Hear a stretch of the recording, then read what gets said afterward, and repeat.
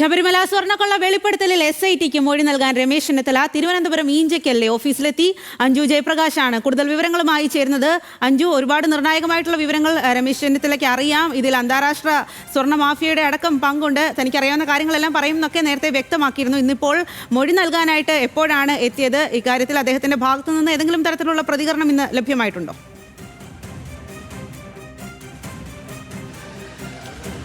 അല്പം മുമ്പാണ് സ്വാതി ഈഞ്ചക്കലിലെ ക്രൈംബ്രാഞ്ച് ഓഫീസിലേക്ക് SIT സംഘത്തിന് മുമ്പിൽ മൊഴി നൽകാൻ രമേശ് ചെന്നിത്തല എത്തിയിട്ടുള്ളത്.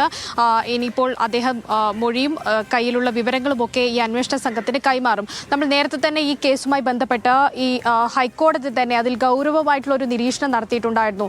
ഈ അമേരിക്കയിലുള്ള ഇത്തരത്തിലുള്ള കരിഞ്ചന്തയ്ക്ക് നേതൃത്വം നൽകുന്ന സുഭാഷ് കപൂറിന്റെ രീതിയിലുള്ള ഒരു അത് ശബരിമല സ്വർണ്ണക്കൊള്ളയുമായി സാമ്യതയുണ്ട് എന്നതടക്കമുള്ള നിരീക്ഷണങ്ങൾ നടത്തിയിട്ടുണ്ട്.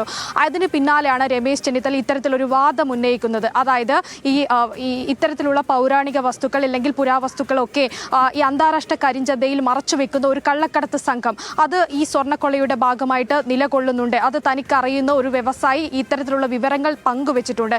ആ വിവരങ്ങൾ താൻ ചില കാര്യങ്ങളൊക്കെ പരിശോധിച്ചപ്പോൾ തനിക്ക് വ്യക്തമായിട്ടുമുണ്ട്. അതാണ് അന്വേഷണ സംഘത്തിന് മുമ്പിൽ മൊഴിയായിട്ട് നൽകുന്നത്.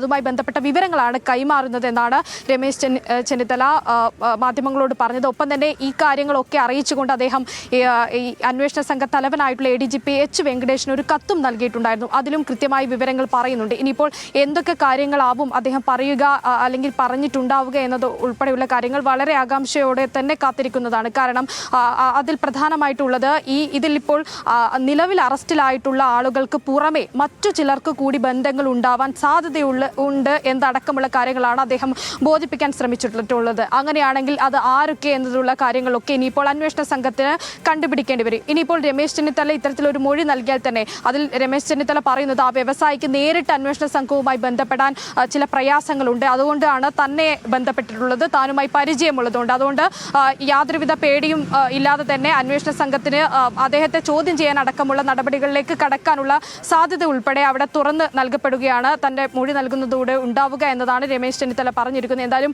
ഈ മൊഴിയെടുപ്പ് അല്പസമയത്തിനകം തന്നെ ആരംഭിക്കുമായിരിക്കും. അതിന് പിന്നാലെ തന്നെ രമേശ് ചെന്നിത്തല ഈ മൊഴിയെടുപ്പിന് പിന്നാലെ പുറത്തേക്ക് വരുമ്പോൾ മാധ്യമങ്ങളോട് എന്തൊക്കെ കാര്യങ്ങളായിരിക്കും പറയുക എന്നതും നോക്കി കാണേണ്ടിയിരിക്കുന്നു. സ്വാതി. ശരി അഞ്ജു.